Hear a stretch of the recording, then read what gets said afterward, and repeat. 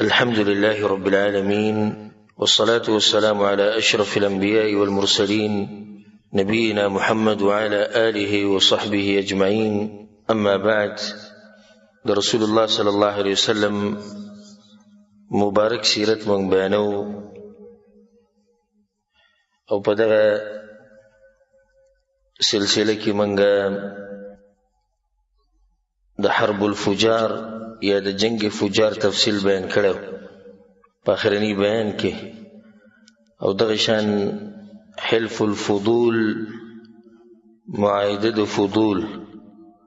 او حلف المطیبین، معاهده د خلکو چې خوشبوئی لګولې وه. بیا د رسول صلی الله علیه وسلم ژوند مزدوری سکوله، کار او کسب سکو. په منځ کې بیا واقعه رااله دا چې د خدیجه رضی الله عنها په قافله کې رسول صلی الله علیه وسلم شام ته لاړ، او هغې چې کله د رسول صلی الله علیه وسلم د صدق او امانتګرۍ ته وکتل، نو رسول صلی الله علیه وسلم ته یې د واده پیغام ولېږو او بیا د هغوی واده وشو. هغه تفصیل موږ هلته بیان کړی چې څنګه بیا الله سبحانه وتعالی هغوی له بچي ورکړو او څنګه ژوند هغوی د یو بل سره تېر کړی و، او د خدیجه رضی الله عنها سیرت ته موږ مختصر اشاره کړې وه. نن به انشاءالله دا خبره بیانو چې قریشو د کعبې ترمیم وکړو، دا کعبه بیا جوړه کړه. په منځ کې به دا مسله راغله چې حجر اسود به څوک ږدي، دا خبره به انشاءالله بیانو. او دغه شان د رسول صلی الله علیه وسلم ژوند اجمالا د نبوت ملوېدو نه مخکې هغې ته به اشاره کوو، او که الله سبحانه وتعالی توفیق راکړو وخو، نو بیا رسول صلی الله علیه وسلم غار حرا ته ولیتو او څه به یې کول هلته، او څنګه پسې جبریل علیه السلام راغی او الله سبحانه وتعالی دا رڼا دې دنیا ته راولېږله. کله چې رسول صلی الله علیه وسلم د 15 کالو شو، نو قریشو اراده وکړه چې موږ د کعبې ترمیم وکړو، بیا یې جوړه کړو. د دې نه مخکې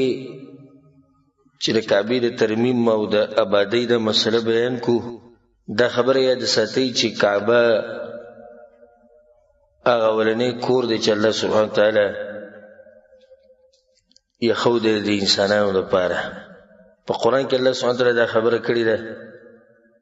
ان اول بیت وضع للناس للذي ببکه. مکه کې چې کوم کور دی نو دا اولنی کور دی، مبارکن برکتونو والا دی، وهدن للعالمین هدایت دی. او په دغه ځای کې الله سبحانه وتعالی خلکو ته هدایت هم نصیب کوي. ډېر زمونږ خلک عمرو له راشي، حج له راشي،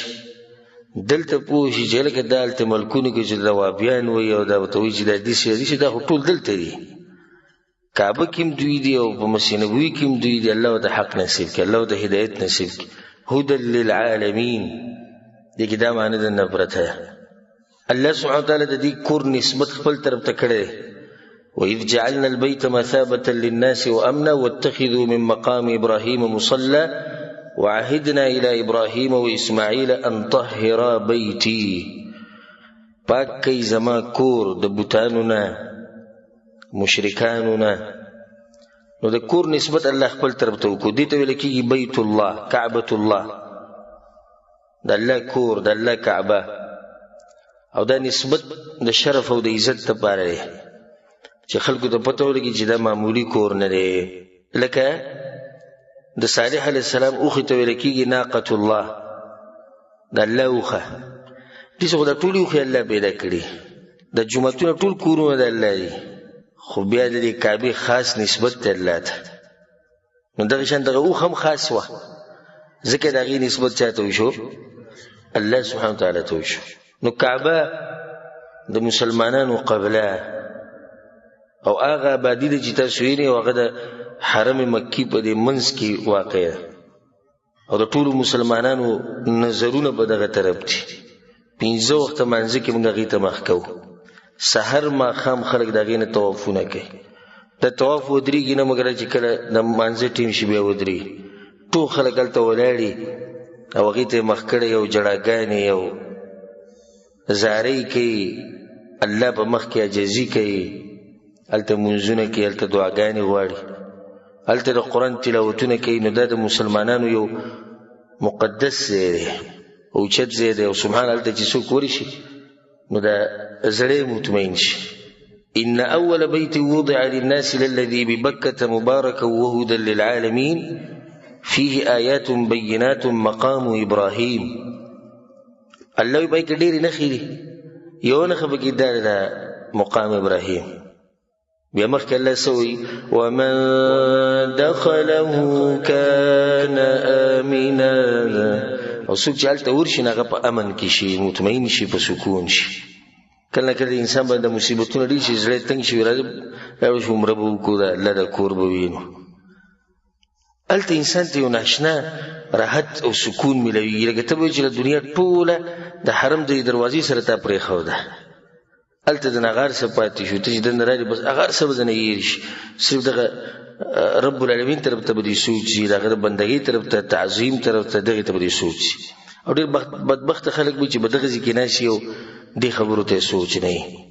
او بیا هم په خپله دنیا کې او په موبایلو کې او په قیسو کې او په ګپ شپ کې مصروف وي.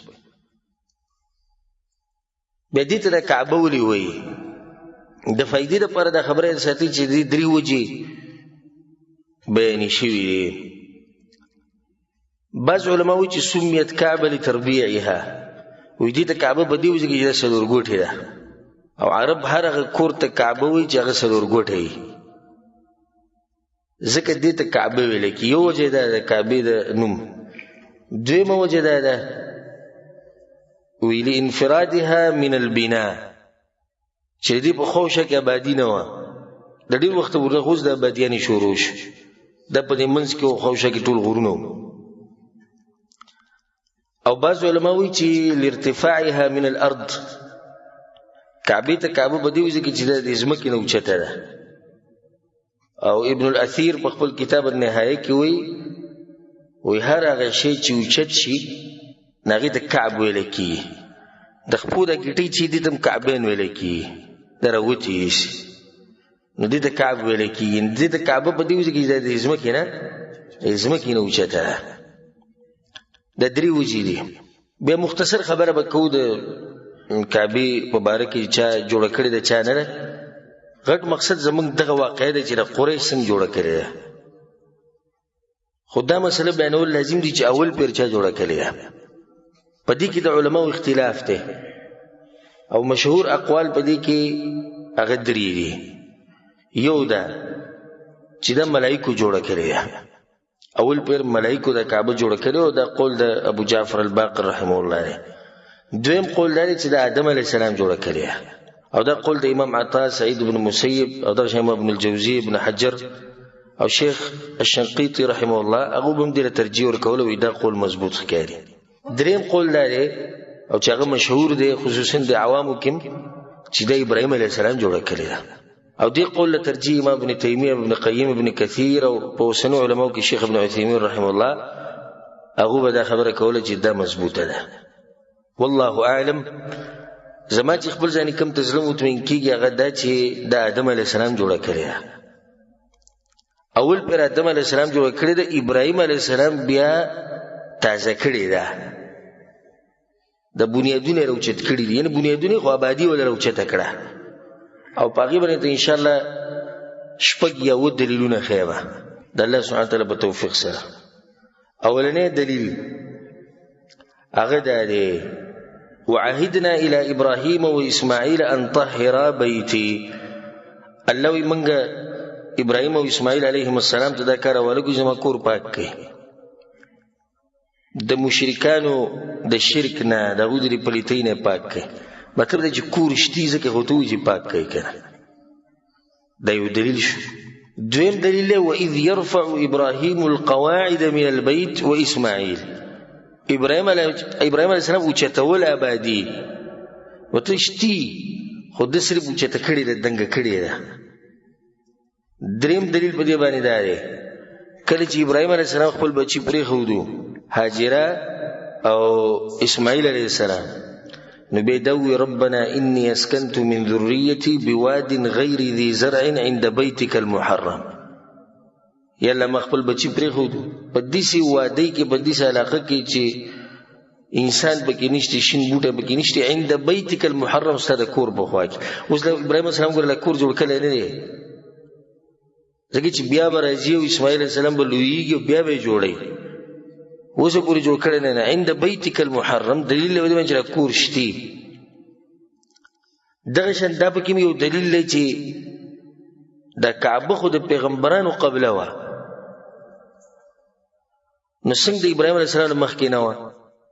ځکه مخکې پیغمبران تیر شوي چې دا و قبله ده د پیغمبرانو قبله نه خو دا وکنه بل دلیل به دا واله کله چې ابراهیم علیه السلام د خپل بچی پرېښودو او روان شو نو حدیث کې د راځي د عبدالله بن عباس رضی الله عنه مشهور حدیث ته په صحیح بخاري کې دی وی فتبعته ام اسماعیل د اسماعیل مور پسې ورله ابراهیم علیه السلام ته روان شو نو د اسماعیل علیه السلام مور هاجره بیبي پسې ورله فقالت يا ابراهيم اين تذهب وتتركنا بهذا الوادي الذي ليس فيه انس ولا شيء ابراهيم چرته زی په دې ځکه موږ پرې دینه بګ انسان شتي نه بګ بل څه شي فقالت له ذلك مرارا وجعل لا يلتفت اليها بار بار دا خبره کول ابراهيم عليه السلام ته نه کړ زړه په خرابېدو چې خځه سره دې ځکه پرې دي بچي پرې دي ولته الله حکم دی فقالت له الله الذي امرك بهذا الله تقول ویلیک ندی جواب وکوي نعم الله ویلی ناغوت اذا لا يضيعوننا الله بیا موږ نه ځای کوي زته ځه وجه ثم رجعت دا وپشوا فانطلق ابراهيم السلام روانه حتى اذا كان عند الثانيه حيث لا يرونه تر دې چې دوی نه غایب شو دوی نه لیدو د هاجرین او د اسماعیل علیه السلام استقبل بوجهه البيت نو دې کور ته مخه کړه کعبه ته مخه کړه ثم دعا بهؤلاء الكلمات او بيد دعاء وغخته او لاسونه وسره اوچت کړو رب اني اسكنت من ذريتي بواد غير ذي زرع عند بيتك المحرم ودي حدیث کې دا دی چې ثم استقبل البيت به کعبه ته مخ کو نه چشتینه نو مخه ستکو دلیل به دې باندې چشتي بل دلیل به اوره دا اخرنه دلیل وګورئ اگر کې درای په دینه نورم زیات خو چې زړه په مطمئن شي اباز ملګری نیو خبر ووري نبی کشمکش کی هجره سقي سره نو خبره دلایل علماء په منځ کې چې اختلاف راځي د دلیل په بنا باندې راځي بل دلیل بدا ول اخرنه چې الله په ملائکه کې یو ملک راولګو په هاجری پسې او په اسماعیل علیه السلام پسې او دوی وته وی چې دلته به یو کوري دلته یو کور دی الله جوړي وستا خاون او ستا زوی حدیث کې راځي متق عبد الله بن عباس حدیث ته رسول صلی الله علیه وسلم وی چې کله د زمزم د وبروته فشربت وارضعت ولدها نو حجری په خپل موس کړو د خپل بچی له تیم ورک فقال لها الملك نو په ملائکه کې چې کوم ملک راغلی هغه ته لا تخاف الضيع مې ریږي تاسو فانها هنا بيت الله دلته ګور الله کور دی يبني هذا الغلام وابوه او جوړي بسوک د ماشوم او د پلار انها هنا بيت الله دلته بد الله کوري دلته الله کورشتي چې کورشتي خو دوی صرف جوړي دوی صرف تازه کوي دلیل په دې چې بنیادونه شتي د دې دراسه والله اعلم زما زړه دې مطمئن کیږي چې اول پیر د کعبه آدم علیه السلام جوړ کړی او بیا ابراهیم علیه السلام دا تازه کړی او آبادی ولو چې ته کړی خدای مسله ګره دي اختلافي مسله نه ده چې سړی یو بل پورې ون خلی او ته دا یو ما دا یو دا څنګه ته چې ابراهیم علیه السلام جوړ کړی او څنګه ته چې د ملائکه جوړ کړی نه بس مسلې دي چې هغه د دې حقدار نه چې سړی بګي دومره اختلافات دی یو بل سره کوي یو بل سره پزړه کې بغض ساتي راغی دلاسه نه یو عالم خبرو کې زړه هغه ته مطمئنی وکړه دلیل بیان کو ګسته زړه مطمئن کیږي خره مطمئن نشو نو بیا بدر دی ویل نه پکار نه داخل کو سره دښمنی پکار د جسوب دا خبره کوي یو مسله د عقیدی بنیادی اصولی مسله هغه ای کې اختلافات نه جوړي یو سره سوي چې دربارونو ته جایز دلته سجدي لګول جایز ته نه معمولی اختلاف ته پزله کې وته سم ساته دا معمولی نه دا ټول دین دی او یو دا مسله ده چې کعبه چا جوړه کړی دا ول نو د علماو پکې اقوال دي او هر عالم سره خپل دلیل دی. نو په دې کې داسې اختلافات جوړول نه پکار چې سړی یو بل ته زړه بد کړي. خبر موږ دا کوله چې کله رسول صلی الله علیه وسلم 15 کاله عمر ته ورسېدو، قریش را دوکړه چې د کعبې ترمیم کوو به جوړو. دغه وجه دا چې د کعبه د دې دیوالونه چیت یعنی انسان به تر رسیدې شو دنه به تکته شو. د دې دیوالونه چیت دا اسماعیل علیه السلام د وخت او په دې باندې لپاسه چت نو چت. کله چې ابراهیم علیه السلام د کعبه جوړ کړ په دې کې دنه یو ځای پرې خودو یو کوی ورته کې کڅوک دې ته هدیه کین هغه به دغه گزارل کی. نو په دغه وخت کې څنګه رالو او کعبه ته دنه ورننو ته دغه زینه غلا وکړه. نو یو خدا وجه شو چې کعبه دیوالونه چیتي چت پینشتي او دی غلو ته غلا وکړه. دوی موجوده ده چې دې سیلابونه مرغلو چې دغه د لاسه نږدې او چې د کعبه د دیوالونو راولېدلې وي. نو قریش په دې خبره باندې کېناستو او مشوره وکړه چې د کعبه جوړو. او اهم خبره به کې دا وی چې دا چت پی جوړ شي. خو البته بیا مسله دا رااله چې دا به جوړو څنګه، یعنی یریدو د دې دورانولو نه. خیر چې کله مشوره وشو چې نه به دا مونږ دې څه نه ورانو چې بې ادبي کوو د دې کور، موږ خو دا کور بیا جوړو. په دغه ورځو کې کوم دریاب چې بجده کې دی دغه ځکه یو کشتۍ وه د رومیانو د تاجرانو او د هغوی نه هلته پاتې شوې وه او د دریاب دا کشتۍ دغه ځینې ته رارسولې وه، هغه د دوی په لاس ورغلې وه. نو د یو بل سره دا خبره وکړه چې ګوره دغه موږ سره شتي لرګی شتي دغه شان کاریګر موږ سره شتي، نو بیا صبر داسې شي او زه یې توکل کوو. خو په دې کې دننه یو مار به اوسېدو او دا مار به د دغه کوی نه راوتو او په دې دیوال به ګرځېدو. او د دې دا مطلب و چې لکه دا مار داسې دی چې لکه دا د الله له طرف نه ګرځي که څوک لاس وړي د به یې خوري. څنګه چې دوی ورنږدې شو دا مار په دیوال باندې راوختو ګرځېدو چپچاپېره ویېرېدو. نو سیرت کې راځي چې بعث الله الیها طائرا فاختطفها، الله مارغان راولېږل او دا مار یې د ځان سره ویوړو. د دې سره قریش ښه مطمئن شو چې زموږ دا کار چې دی دا څه دی، دا ښه صحیح کار دی. اراده یې وکړه. ابو وهب ابن عمرو ابن عاید ابن عبد ابن عمران ابن مخزوم هغه پاسېدو. اولنی کس ورغی چې څنګه د ابو وهب ورغی او د کعبې نه یو کاڼی راواغستو، یو ګټه یې ترې وویسته، نو دا ګټه د ده د لاس نه ولیده او دی داسې لکه څوک چې را دکې کړي واپس یې راګوزاره کړي. نو زداري کې اعلان وکړي چې ګوره قریش والو که هر څه کوو خو په دې کور کې به حرام مال نه لګوو. د زنا پیسې چې هغه په زنا ګټلی شوي، د سود پیسې او دغه شان د ظلم پیسې چې به ظلمن چا نه اخیستی شي دا په دې کې نه لګوو. په دې باندې اتفاق وشو. سبحان الله څومره احترام یې کوو، څومره احترام و د هغوی په زړونو کې د کعبې دپاره. ګورو حرام مال به په دې نه لګوو،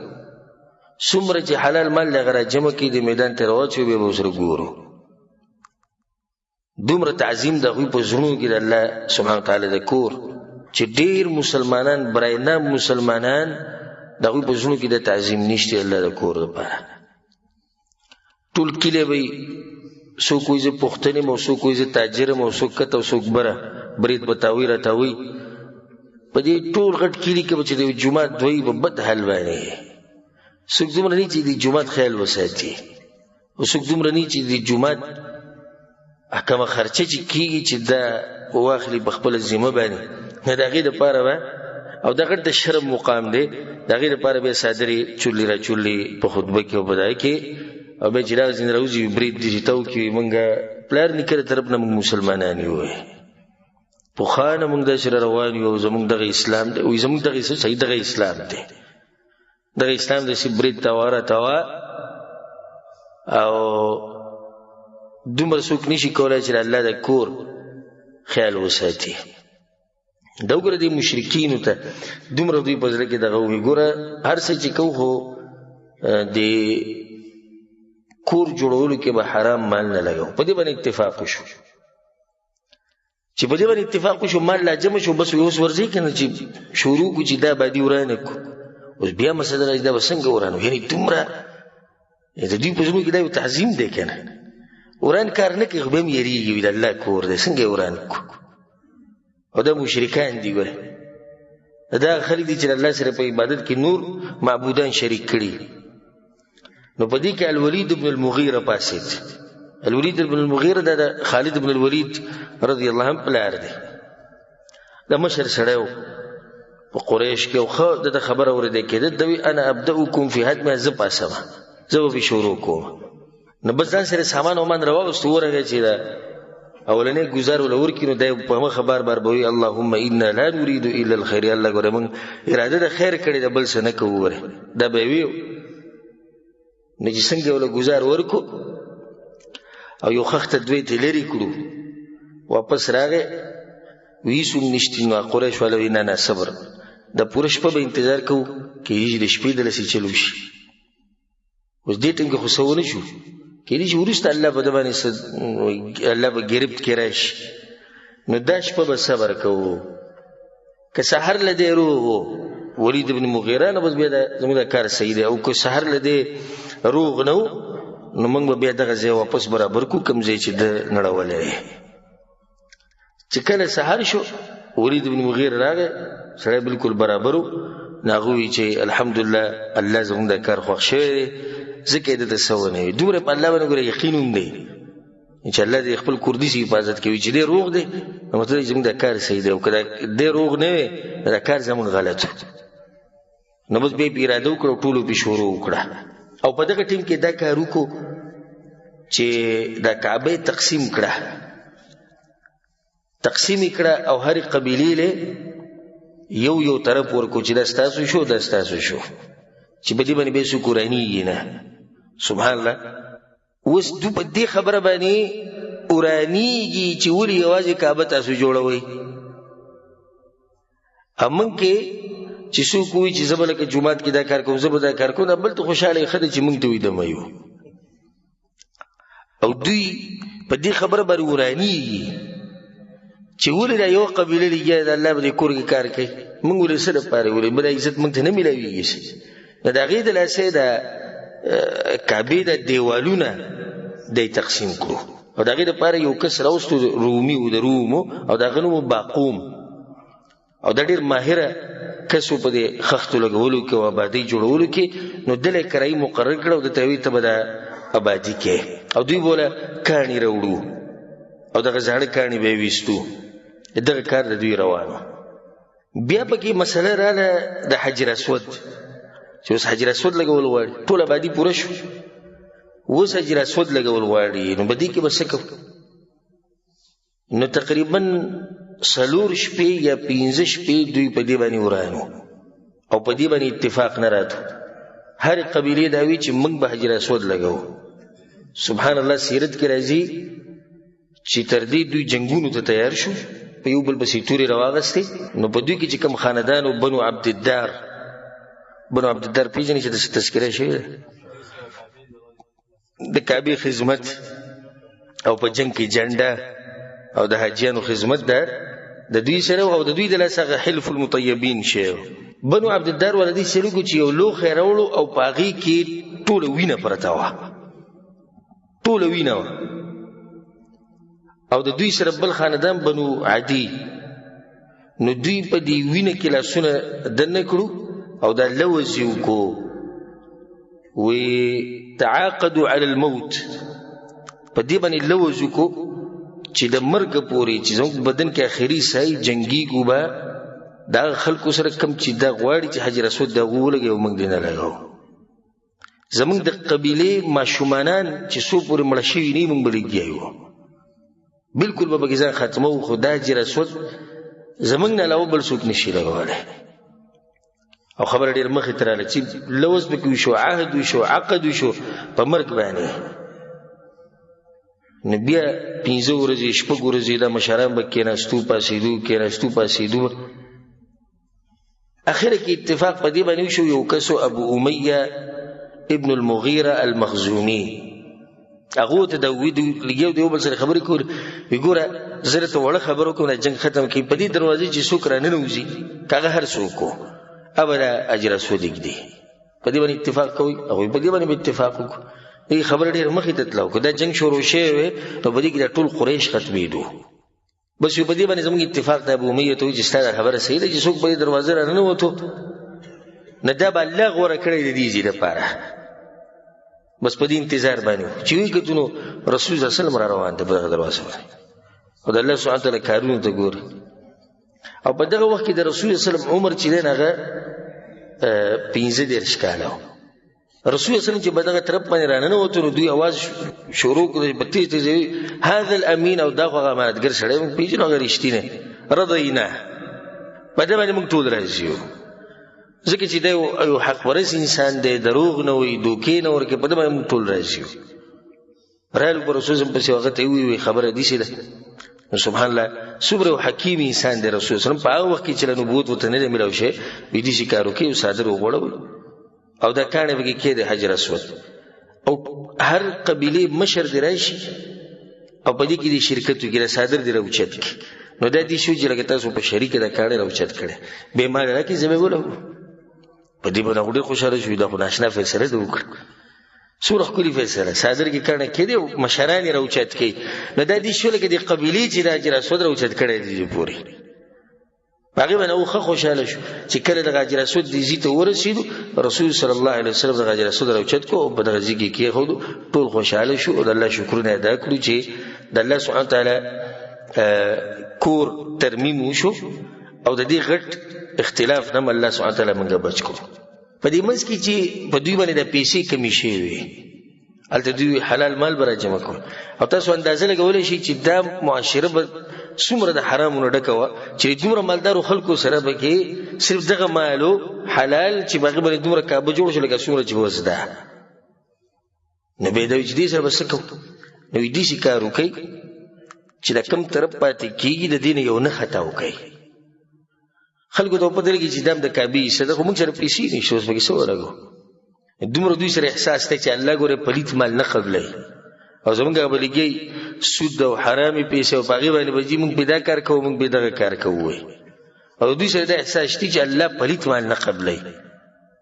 نو دغه علاقه ته بهر پرې خو د چاغې تنن سبا ویل کېږي حجر اسماعیل او یو ته ویل کېږي حطیم او حجر د دینه دغه وړي کوم کې دیوال چاپیره بده خوا کې تقریبا ما د ښکاری چې د دې فاصله بدري کابینه د دیواله پورې شپک څنګه دازه دوی پرې خو دو او وسوم د غزه خلکو ته نه ورننه وتی شي او دا چې دینه په دې کې مونږ کول دي چې لکه په کعبه کې جریدن مونږ کو او د دې لپاره به خلک نه پری اگر که صحیح خبردار چې فرض منظوم په دې کې کیږي د دلایل پرانه کې خو به بس خلکو چې فرض مانځي کې ټول خلک نه پری دي نه کته پری خو دونو ته پری دي بل شړای چې ته مخ کې شي زمونږ د عجم نه عجم دا وسم پهلوانی د سره کې په دغه ځکه عرب لبي هم گزاره کوي لګا لکه چې د سره وی لکه صبر کواله گزارو کا ودرېګه خزي او زمونږ د نه مالي دري کې نو تجربه ده دغه زینو کې د حج په موقع باندې او عمره په موقع باندې توجیه او ارشاد چې خلکو ته یو مسله خو بل خو په دې کې زما تجربه ده نو زمونږ د خلک عجم چې کوم د جبه عربینه دوی صبر ډیر ګران دي یو وروته د حجر اسود د اخوانه سپینګری سره او په دې د تندینه دي چې وینه راماتو چې یو سترګې ورډه کړي ودی ویني او چې سره نه موته مې چې څه جلدی کوو حجر اسود مخ کول کوی ما زبردست کار دی وکړو چې ستاسو حل نه چې سو مسلمانان به ځان سره تنکړي او دغه نه اندازه لګي تب سو مسلمانان ګوره د ککړي څومره زنانه به ته د ککړي څومره بوډاګان وستا د لاس تنګ شي خو کار دی کو تور دی وایا دا ویني د مې راماتې دي په دغه ټینګ به د څه خوشو او جزي کړي خو یو پهلواني د کشتي له وشو درشان که مسجد نبوي ته راشي هلته به عجایبات ویني د خلک داسې دغه چې ور کولاو شي که نه دا خلک چې په یو بل باندې پاسه خي یاره که صبر وکړه دا د رسول صلی جماعت ته احترام یې کوه په ادب سره هر سړي ته موقع ملوي نه پرېږدي په دې ټیم کې پکې موقع نشته نو دې ته داسې فرض مانځه ده پکې دنه څوک نه پرېږدي او دا ښکلې طریقه ده که دې اجازت ورکړه شو بیا دا ځای خالي کېږم نه هلته که څوک ورشي او 2 رکعاته وکړي نه لکه ده چې په کعبه کې دننه 2 رکعاته وکړو او دوی چې دی دا کعبه کې چې کومه دروازه ولګوله نو د دروازې اوچته ولګوله او د دې لپاره اوچته ولګوله چې دې ته به هغه څوک داخليږي چې موږ یې غواړو هر سړی به دې ته نشي ننوتی دا دروازې چې اوس څنګه ده همدومره دقه شان ده اوچته کړې ده کته وه دا دروازه به کې دوی اوچته کړې ده او دغه شان چې دی نه کله چې د دې د دیوالونه تقریبا 15 سنګلي ووایه چې کله هغې ته ورسېدو نو دوی دا پوره ده او په هغې کې دننه چې دی نه 6 ستنې ودرولې د قریش وره 6 ستنې پکې ودرولې او له پاسه یې پې چت واچو نو دغه شان چې دی کعبه مربع شکل شو 4 ګوټې اوس د دې کعبې دنګوالی چې دی 15 میټره او کم دیوال چې دا جراسوت دی هغې ته مخامخ دیوال دا 10 میټره دی او کم دیوال کې چې دروازه ده او دا بل ورته مخامخ دیوال دی دا تقریبا 12 میټره دی او د دې کعبې نه که تاسو خیال کړئ چپ چاپېره بهر هم د سیسه شتي خیال هم کړی که نه راوتې ده بهر ته چې د هغې دنګوالی 15 سینټي میټره دی او د هغې پلنوالی 10 سینټي میټره یعنې 10 سینټي میټر د دې کعبې د دې دیوال نه را دې خوا دی او بیا د ځمکې نه 15 سینټي میټر اوچت دی او ښکلي ښکلي روخان پې اوس لګېدلي دې ته ویلی کېږي په عربۍ کې شادروان او دا شادروان چې دا هم د دې کعبې حصه ده ګورئ خو دا قریش بهر داسې پرېښودې ده نو دا خوا او شا کې چې دا او دا به ډېرو ملګرو ته اول پرې پته لګي چې د خوا او شا چې ورته کوم شادروان دی کومه دړه ورته د خوا ته چې هغه 15 سینټي میټره دنګه ده او 10 سینټي میټره پلنه ده دا هم ګوره د کعبې حصه ده او دغه شان چې قریش کله کعبه جوړه کړه نو په دې کې هغوی دا میزاب هم ولګو دا ناوګۍ پکې ولګوله دا پکې به هغو لګولې وه خو بیا د وخت سره دا بدلېدله خصوصا چې کله به د باچایان رالو مسلمانان باچایان پخواني نو هر یو به یو نوي ناوګۍ راوړه او هغه به هدیه کوله چې دا د کعبې دپاره شوه قیمتي پکې لګېدلې وي دا اوس هم کومه دا هم د سرو زرو ده بیا دې کې دا خبره کول چې باران وورېږي او دې نه چې کومې اوبه را بهېږي دې لاندې ودرېدې نه ګناهونه به دې ماف شي زموږ د خلکو دا شارټ کټ لارې ډېرې خوښې دي شارټ کټ لارې جنت ته د تلو او شارټ کټ لارې د ګناه د بخلو باران وریږي نه وږی لاندې ودرېږي ګناهونه وبخلی شو مزید یې ګرځه کفن وینځه زمزم په اوبو باندې ګناهونه څه شو وبخلی شو زه ګرځه داسې د ځان نه جوړې شوي خبرې ټولې دغه شان چې دی د کعبې ترمیم وشو د کعبه چې دغه تیاره شوه او د کعبه دقه شان وه د هغه وخته پورې د عبدالله بن زبیر رضی الله عنهما د هغه په زمانه کې کوم وخت چې یزید بن معاویه مشر په شام کې او عبدالله بن زبیر دغه خلاف و نو عبدالله بن زبیر رضی الله عنهما د رسول صلی الله علیه وسلم نه اورېدلي و چې د کعبه ابراهیم علیه السلام څنګه جوړه کړې وه هغې په ذهن کې وه نو دی ورانه کړه او بیا یې داسې آبادي جوړه کړه چې بالکل پوره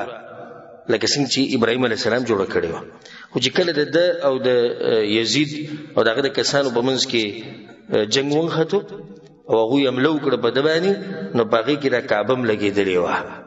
او بیا پکې عبدالله بن زبیر رضی الله عنه شهید شو چې کله هغه شهید شو نو بیا عبدالملک بن مروان په وخت کې کوم خلیفه چې هغه امر وکړو چې دا کعبه خپل زوړ شکل ته بیا راولي په کوم شکل باندې چا جوړه کړې ده قریش جوړه کړې ده د تاریخ مختصر یاد ساتئ یعنی اصل چې کوم آبادي اوس د قریش په وخت کې ده کوم آبادي ده قریش هغه تازه کړه پیسې ورسره کمې شوې دا ځای د خالي بهر پاتې شو او د هغه وخت نه د عبدالله بن زبیر رضی الله عنهما او د یزید په منځ کې چې کوم اختلافات او تقریبا د 60 هجری و دا کال چې د شپږم کالو د هجری نه د هغه وخت پورې دغه شان و او بیا چې عبد الله ابن زبیر ورانه کړه او هغه زړی آبادی ته وړول زړی نقشې ته کوم نقشه باندې چې چا جوړ کړی ده ابراهيم عليه السلام بیا ورسته چې کله عبد الله ابن زبیر نو شهید شو نو عبد الملک ابن مروان د کعبه واپس هغه شکل تر واړوله په کوم شکل باندې چا جوړ کړی و قریش جوړ کړی و او دا هغه وخت د اوسه پوری دغه شان ده که سوال پزره کې د راشي چې اوس ولې هغه زړی نقشې ته نه اړي کوم چې ابراهيم عليه السلام جوړ کړی و نو دغه شان خبره هارون الرشید خلیفہ او دغه پلار په امام مالک په سیتری و دا خبره وته کړی و امام صاحب څه خیال چې کعبه منګ ورانه کو او هغه زړی نقشې ته واړو بکوم باندې چې ابراهيم عليه السلام جوړ کړی و نو امام مالک رحم الله تعالی ناشنا خبرو کوي یا امیر المؤمنین وې د کعبه نه لوب م جوړو د بچایانو لپاره نن ته حدیث کړه سوال او بل بچاره شغه به دې زړی نقشې ته راوړي بل زو بل شغه بیا غزړی ته واړي نو بس پرې د بدغه باندې دا هغه وخت نه چې پاتې شوی د اوسه پورې د اخرنی زمانی پورې به حدیث کې راځي رسول صلی الله علیه وسلم په صحیحینو کې صحیح بخاری صحیح مسلم کې ابو هريره روایت رسول سمو چې د حبشینا یو تور کس برازي چې دغه نری پندې او هغه د کعبه ورانه نه د قیامت بیا نه خله دا وخت پورې د کعبه د په دغه خپل شکل باندې ده خدای ته فائدې لپاره ذکر کوم چې دغه نه بعد بیا د دې آبادی په دویم پیر شوی ده هغه په هغه وخت کې چې د هجری تقریبا صد پاس زر کال تیر شیو سلوخ کال د پاس زر کال تیر شیو د هجری یعنی د نن تقریبا شو کړه سلور سو او تقریبا سلور سو کال مخ کې یو دغه راغله سیلاب او غدي حرم ته دنه تلو او دومره ضرور سیلاب چې هغه د کعبه دی نیم دیوالونو ته رسیدل او نږدې و چې دیوالونه تر ولګولې وي بلکې بعض کتابونو کې ذکر کیږي چې کم چې شامی جدار دی شام طرف ته چې کم دیوال له درولېدل په دغه سیلاب کې نو به دغه وخت چې کم مشرو السلطان مراد خان په وخت کې چې کم مشرو هغه بیا امر وکړ د په دویم پیر باندې بیا جوړ کړ او په دې کې دنه روخام ولګول دنه دیوالونه او دنه زمکه د روخامونه جوړ کړ او څه تقریبا سره پاسه شپږ میاشتې غوي په دې کې کار کړو او د بیا جوړ کړ واپس داغه نه چې بیا په حرم کې کوم توسعه کړی دا او د کعبه خدمت کړي ناغه آل سعود دي سعود خاندان کوم چې بچاین دي د ملک الله سبحانه وتعالى ولدي اجر ورکي ملک خالد رحم الله هغه په دې کې کار کړو حسین سکاری بګی کړو او د شنبه ملک فات رحم الله هغه ډیر کار کړو بیا ملک عبد الله رحم الله شاه عبد الله هغه بیا په دې کې ډیر غټ کار کړو او چې کوم توصیات سوینی په حرم مکی کې روانه ټول دغه په امر باندې شروع شي او اوس په کوم کار روان دي او خدمت ور دوی کې الله سبحانه وتعالى ور دې بدله په دنیا او په آخرت کې ورکړي چې هغه د دین د دشمنانو نم نه د پټه انده خبره دین د دشمنانو نم نه پټه چې دوی چې د کعبه څنګه خدمت کوي او د حرمینو څنګه خدمت کوي د سیبل څوک نشي کولای پای کې هر قسم سہولیت ته ملوي هر قسم سہولیت انسان ته حیران شي یعنی د مخکې ورځ کې یو پروګرام راويسته په موبایل کې ډاونلوډ کیږي او هغه د پروګرام چې حرم ته کله ورشي او دغه پروګرام دی سٹارټ کو او د جمعې خطبه کیږي نو ته به د دې سي ګوري چې ستا کومه جبه ده مثلا کې پښتو ته وې او په پښتو پوي د پښتو ټکی به وې چې دا دی وو هم دغه خطبه د کوم چې ویل کیږي ته په پښتو کې ویل کیږي او د نوې طریقې راو باسي د خدمت ته پاره الله سبحانه وتعالى ولدي اجر په دنیا او په آخرت کې ورکړي بیا دلته یو مسله د فائدې لپاره ذکر کوه هغه ده چې د کعبه باندې مخکې له پاسه د غلاف نه د غلاف په دې باندې نو اولنې کس چې دې ته غلاف اچولې هغه د یمن بادشاہ اسعد الحميري تبع هغه اولنې کس چې په دې باندې د صادره اچولو اگر که بدی کې اختلاف ته بعض علما وی چې اسماعیل علیه السلام چې دنو په دې باندې د غلاف اچولې بعض علما عدنان ابن اد او بعض وی چې تبع الحميري دغه بادشاہ د یمن ده او صحیح خبره والله اعلم هغه دار چې دغه یمن د باچا چې کوم باچا یمن ده هم دوت اول پیر چې د غلاف اچولې هغه دي سي چې ډیر راغله د مکی ته او په اورز کې دلته جرهم قبيله وسیده. جرهم قبيله څه تاریخ ته معلوم دی؟ هاجر التوا اسماعیل وسرو علیه السلام او دوی ملته ډیر شو او د وبو د پر راغلی چې دلته وبدي نو بیا ته ډیر شو خپاخه ډیر شو الته بیا نو د جرهم د قبيله د غزي کو دا بچا چې کړه د یمن نه راغی او ویلو چې د خلک د کعبه ډیر تعظیم کوي د دغه شان د په دې لپاره څه کپڑے نشتی غلاف پینشتي نو امر یو کو د دې لپاره یو کپڑا یو غلاف دې لپاره جوړ کړي. او باقی چې دا کوم خبره ده چې اسماعیل علیه السلام چې دی او ابراهیم علیه السلام په دې باندې کپڑا چوره دا کمزوري ده. کمزوري په دې ده چې یو خدای غوب چې کوم آبادی کړو کمزوري آبادی و دروازې په کې پرې خو دې او صرف یو سوره و دومره غوي سره سره چې دې کې دروازه لګولې ابراهیم علیه السلام چې کوم کعبه جوړ کړی ده پای کې دروازې صرف شکل او بس دروازه په کې ونه نه چې راغوي سره دومره کمې دي نو دومره ټوکې د کم ځای نه راوړو چې هغه به پوره کعبه باندې پاسه واچو خچت په پاسه نشتی نو چې په نشتی ټک ټوکې ولا د کم ځای نه راوړي دغه طاقت نو نو صحیح خبردار چې د یمن دغه باچا چې دی د پدی باندې دا کپڑا چولې بیا به خلکو سې چل کو ډېر به نی کپڑے راوړي غلافونه به راوړو نی کپڑے او غلافونه د به هدیه کول دی ته چې زمونږ د طرف نشو نو سې چل به کو د زوړ غلاف په دې چانل لري کو یریدو به د نوې ویلا پاسه اچو او دې سي د ټول جمع کیدو سم یو دغه جوړ شي. نبی چې کله دا مشرتیا قصي ابن کلاب د رسول الله صلی الله علیه وسلم سلورم نکته تقریبا راځي چې کله هغه ته دا مشرتیا واله شو ناغو ته د هر څه لری کړو او د غیر لپاره یو بل غلاف جوړ کو. دا هغه وخت د غلافونو د سلسله روانه ده حاصل د دې خبرو چې دا کعبه څنګه جوړ شوې ده د اولنه او بیا قریش د دې څنګه ترمیم کړي او به دا غینه بعد د دې ترمیم څنګه شوی دی او دې اول پرچا دا غلاف چوره په دې ورسېږي کنه او دا بعض معلومات مختصر معلومات په ذهن کې کینی خو مسله دی چې یا خو یو عالم بیان کړی نه د خپل عوامو ته او یا عالم بیانې د بعضو ته شوق نه کوشش کړي دا ورېدو نو دا آسان معلومات استاد سره د کعبه مبارک راغلي چې سوال ته هر څوک ته پوښتنه نه تخصص صفا او زړور به دا خبره به کوي چې ما ته زما د خپل رب د کور تاریخ چې دا معلوم دی کې دا د شی د شی الله سبحانه تعالی موږ خپل دین باندې پوه کړي. د دین مخکې چې دا خبره شروع کو چې رسول سم غار حرا ته ولیدو رسول صلی الله علیه وسلم د نبوت نه مخکې الله سبحانه وتعالی د هر غلط کار نه ساتلو او په دې کې اشاره ده دې طرف ته چې دا سړی د مستقبل یو غټ انسان دی نو ځکه به الله سبحانه وتعالی دغه حفاظت کوي. د رسول صلی الله علیه وسلم ناشنا سوچو هغه د قوم سره نه لګیدو هغه سوچ د قوم سره نه لګیدو نه د قوم سوچونه او د رسول صلی الله علیه وسلم سوچ د یو شانو رسول صلی الله خپل فطرت باندې الله سبحانه وتعالی ول ناشنا اخلاق ورکړو د یو سره به منډواله بل سره به منډواله او په دې کې اکثر چې رقمي قصې دا قصه ګو مليان کینو د سدي د دروغ دي او د بعض مقررینو دا کاری عوام جړول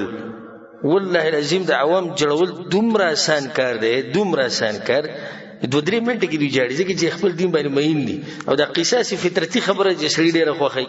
بیچاره پیغمبر قصې نه دی وته به خو غواز کې غریبي راکاږي وي دی بډای دي سی یو بډای دا یو بډای دلاندې جاړي او چې به کله بیان شروع کی چې الله یو دې تابعداري د پیغمبر په کار دی به صادر بوګو باندې واجب او بیان راغلی بنه کم شي راغلی دا قصې مشي خوخي خو صفات دی ته بیان به اوسه طبيعت نه لګي نو رسول الله صلی الله علیه وسلم ډیر اوچت انسان په خپل معاشره کې الله سبحانه وتعالی دغه حفاظت کړو او په خپل رسول صلی الله علیه وسلم دا خبره کوي وای ما چرته ارادم نه کړی دا هغه کار کوم چې بده جاهلیت ولا کول په دوه ځایونو کې ما اراده کړې او الله ز بچ کړی و او به رسول سم په خپل دا واقعیا بیانې او یو شپه ز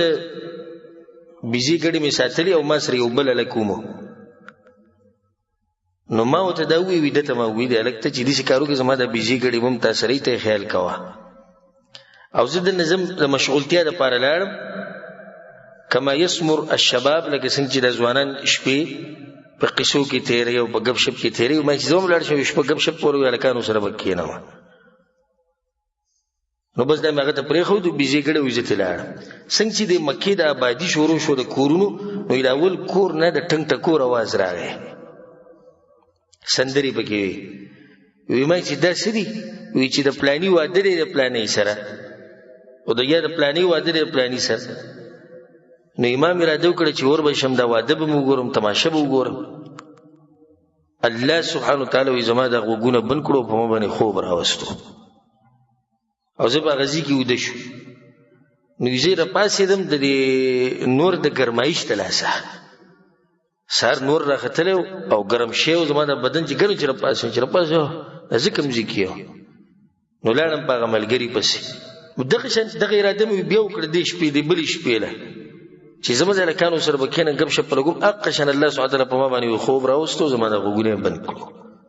سهار له بیا راپاسې بس بیا دې کار ته نه یم راواپس شوی او دویم رسول وسلم دا خبره کوي د جابر بن عبدالله رضی الله عنه روایت ته په صحیح بخاري کې شته وی کله چې کعبه جوړېده رسول وسلم ما به هم د دوی سره د کاڼي اوچتول نو په دغه ټیم کې رسول صلی الله علیه وسلم د بدن نه څه کپړه اوچته شوه او ښکاره شو چې څنګه ښکاره شو نو راولید رسول صلی الله علیه وسلم په دې ځمکه باندې پروت و د سترګې اسمان ته نیولې وې او بېهوشې شو بلکل چې څنګه راپاسېد وي زما لنګ خلکو ته لنګ د باندې تړلی شوی د مضبوط شوی د هغه ورځې نه بیا د مرګ پورې د رسول صلی الله د بدن چا نه دی لیدلی نو چې دا دوه کارونه شوي په دې کې هم الله سبحانه وتعالی هغه حفاظت کړی په دې اول کې وګوره خوب یې پرې راوستو او په دې دویم کې بېهوشه شو ولید الله سبحانه وتعالی هغه حفاظت کړی دغه اجمالي خبره مو وکړه چې رسول صلی الله علیه وسلم د شرابونه د زنا نه د دې غلطو کارونو نه بوتانو ته د سجدو نه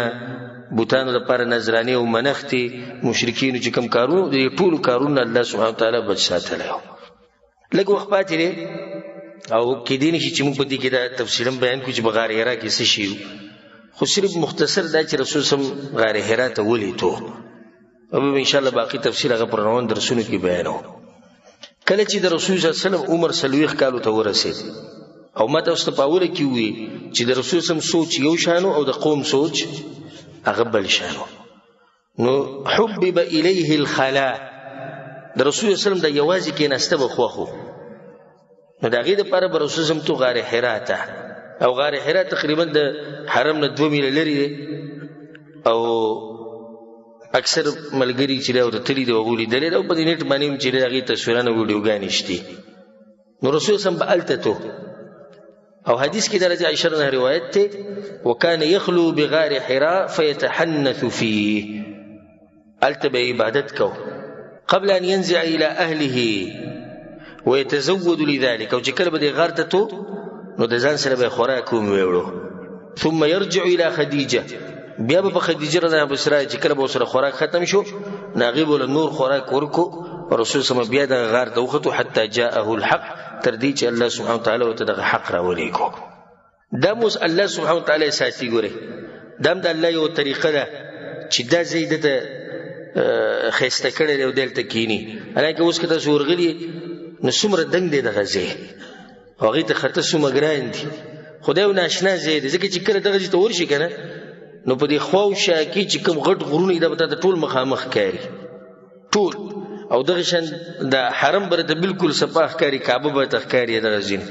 نو په دغه ځکه به رسول صلی الله علیه وسلم سوچ به کو د الله سبحانه وتعالی د مخلوقات مبارکه او په دې سوچ کو چې کې دې نشي چې دوی د کارونه دي صحیح بت ته سجده ولګاو قبر ته سجده ولګاو ګټه ونی ته سجده ولګاو دا څنګه کې دي شي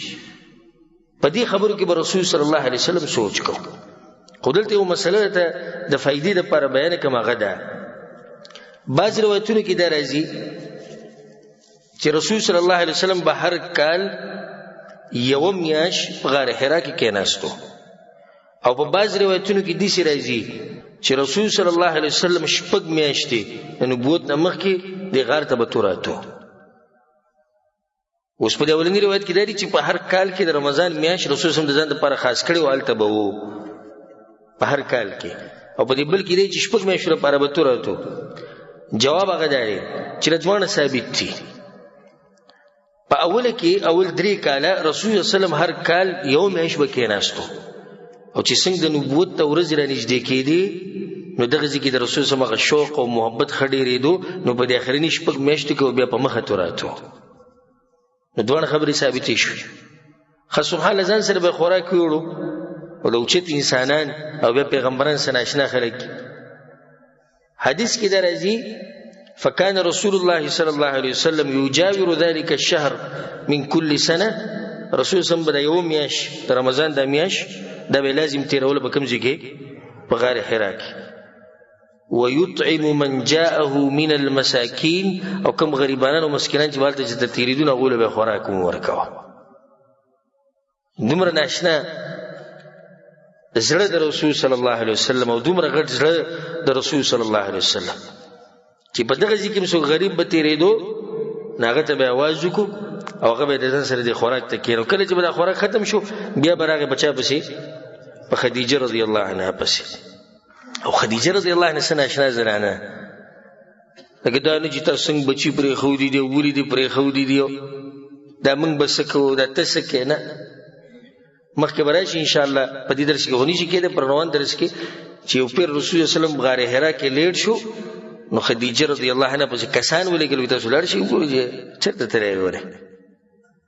ناشنا زنانه او د رسول صلی الله علیه وسلم سره د هغې ناشنا محبت و. ښه د رسول صلی الله علیه وسلم دا طریقه ګوره د نبوت نه بعد هم وه. څنګه غار کې به یوازې کېناستو، داسې یو طریقه د رسول صلی الله علیه وسلم نبوت نه بعد اعتکاف کې به کېناستو. لس ورځې به هغه اعتکاف ته لازم کېناستو، او یو کال ته پاتې شوی د رمضان په میاشت کې بیا د شوال په میاشت کې کېناستو. دلیل یې په دې باندې چې یو وخت لازم انسان دپاره پکاري چې دی پکې یوازې شي د الله سره، او سوچ کې چې زما دا ژوند څنګه روان دی، زه به الله ته څنګه مخامخ کېږم، څه به کوم څه به نه کومه. رسول الله وسلم به په دغه ځای کې ناست و. او دا خو واضح دی چې عرب په جاهلیت کې عام چې کومونو هغوی د لات او د عزا او د بوتانو د دې بندګي کوله. خدای منله چې الله سبحانه وتعالی زموږ خالق دی. ولئن سألتهم من خلق السماوات والارض ليقولن الله. خو د هغې سره سره به د دې بوتانو بندګي کوله او دا سپاره شیان دي.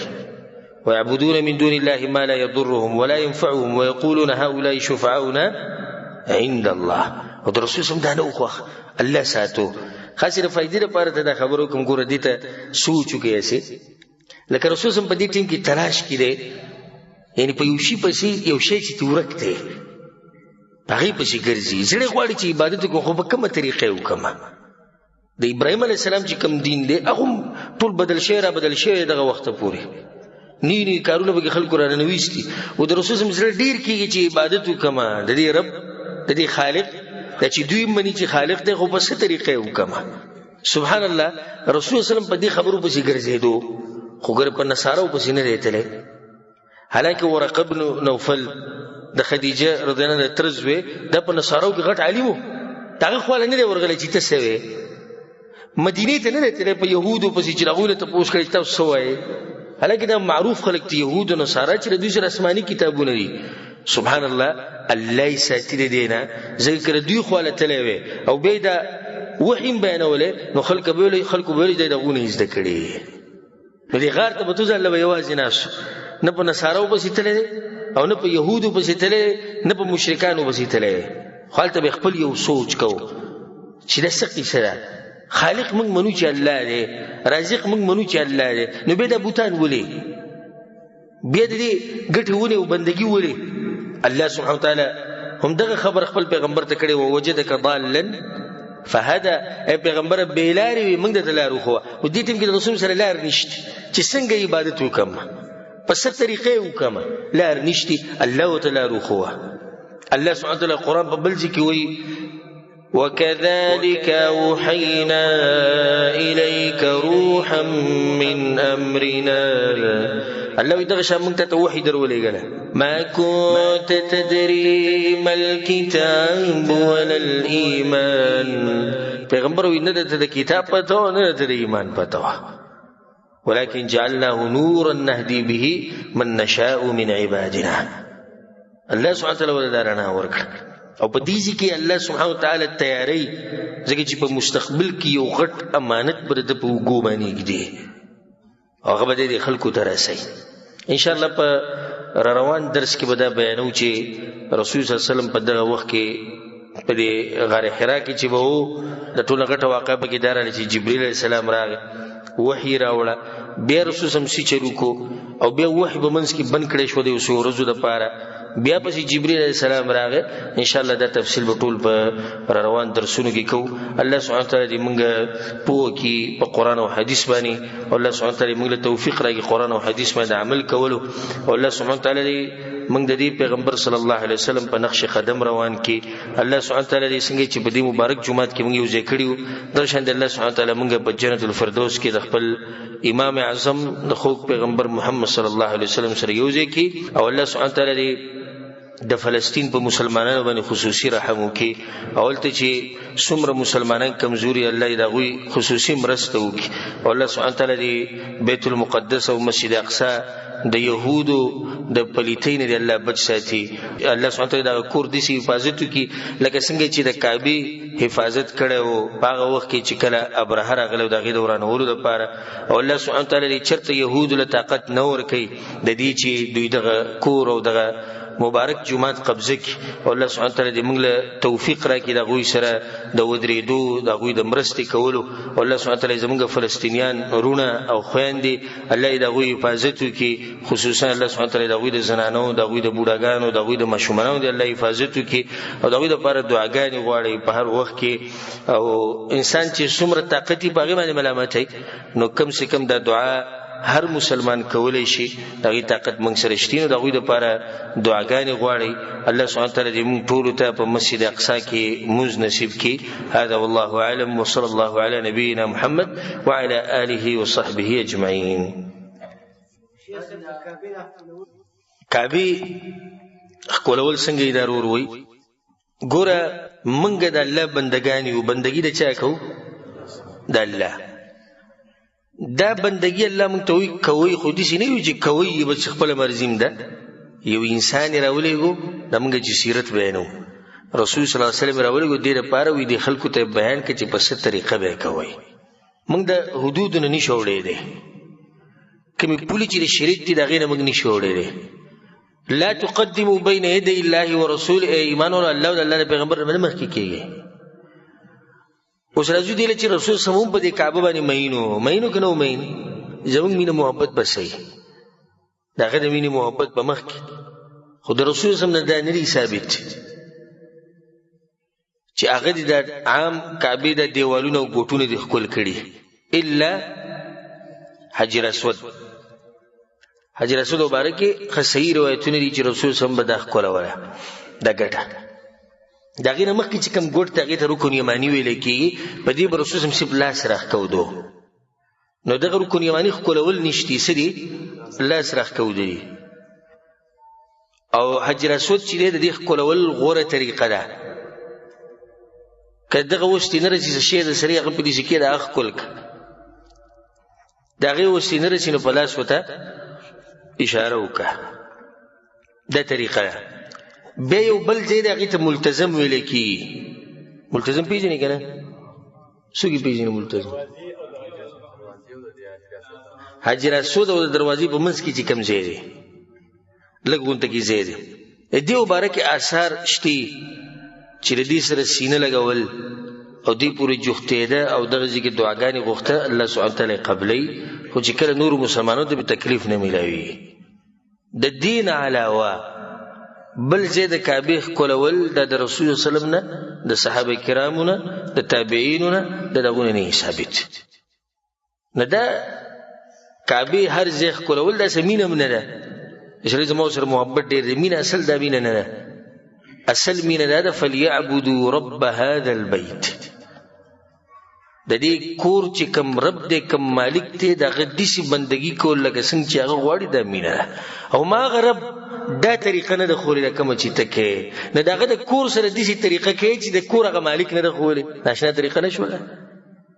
خو دا نه دي ښولې. که ښولې وی رسول صلی به کړی وی که نه. زموږ خلک خو په دې پورې عادت دی، لاس راښکوده او دا ښکلول او دا ټیټېده، دا قسمه خبرې زموږ د دې خلکو ډېرې خوښې دي. د کعبې مطلب څه دی؟ دلته د علما وایي څه د کعبې په خوا کې چې کومه خطبه کېږي د دې څه مطلب دی؟ په کعبه کې تا توحید ولیدو که نه؟ د رسول صلی جومات ته چې لاړې هلته خواوشا کې د قبرونه ولیدو څنګه و هغه؟ دې سره کار نشته، خو ښکلول شخ میندې به د ښکلولو باندې او د لاس داسې راښکوده. او تاسو که لاړ شئ هلته ناشنا ناشنا خلک به ما په خپلو سترګو لیدلو دا کم سړی چې پکې صفایي کوي په دې حرم کې دننه، دا کم کسان چې صفایانې کوي دوی سره غړ برشونه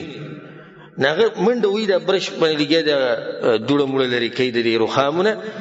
او یو ځوان شیر پکې ورغی هم زموږ په دې ځوانانو کې و او په دې برش یې داسې لاس راښکو د بیا ښکل کړ. بیا ورسره زه میلاو شوم، ما زبردست کار دې وکړو. وایي څنګه؟ نو ما دنیا ګن بلا د خولې ته واچوله. دا وایي څه عبادت دی الله بنده، دا ته څه طریقه کې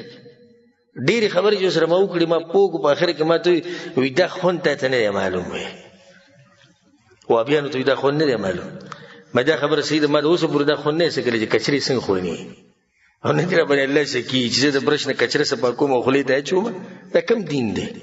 دا خلک به په تاسو پورې ما خاندي، دا خلک به وایي چې دا څه خلک دي. رسول الله وسلم نه چې کوم ثابت کارونه یې هغه رکن یماني سره لاس لګول، حاجي راسد ښکلول،